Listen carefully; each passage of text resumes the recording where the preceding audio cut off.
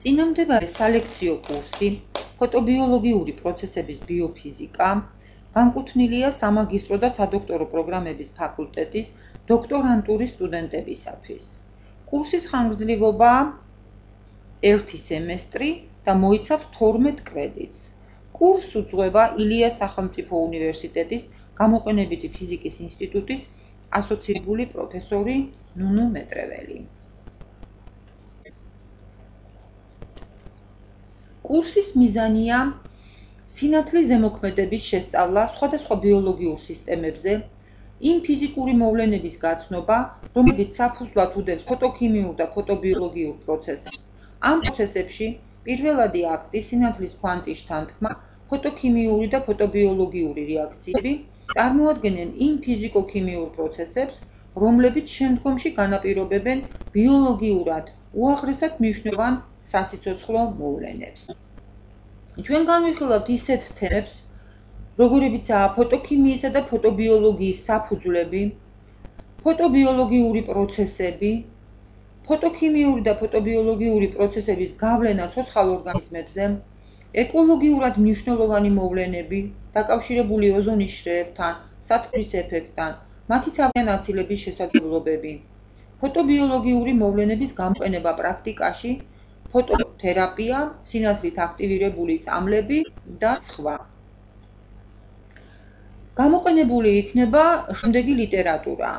უფრო დაწვრილებით ყველაფერი შეგიძლიათ ნახოთ შესაბამისი კურსის სილაბუსში.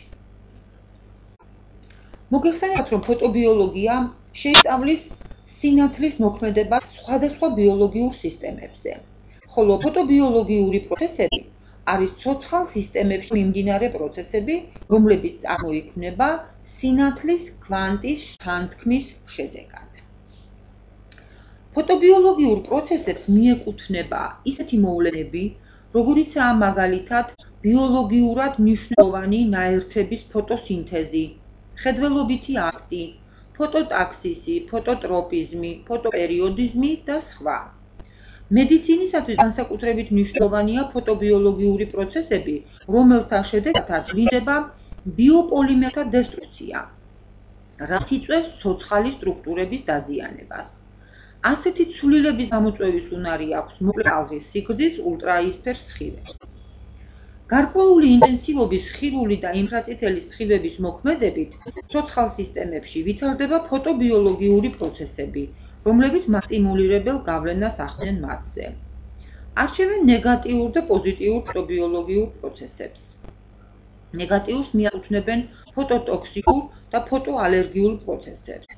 ფოტოტოქსიკს უწოდებენ სინათლის მოქმედებით კანის ან თვალის დაზიანებას, როგორებიცაა ეთემა, პიგმენტაცია, როლის შემღვრევა და სხვა.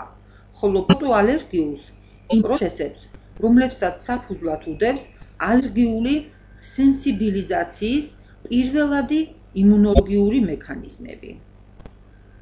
პოზიტიური ფოტობიოლოგიური პროცესებია მხედველობა, ფოტოპერიოდიზმი, D ვიტამინის წარმოქმნა და სხვა. მცენარეებში ფოტოსინთეზი, ფოტოპერიოდიზმი და სხვა. დღესდღეობით ფოტობიოლოგიის პრობლემები არის სერიოზული ბიოფიზიკური გამოკვლევების ყურადღების ცენტრში და შედეგები ძალზედ ამდიდრებენ თანამედროვე მოლეკულურ ბიოფიზიკას.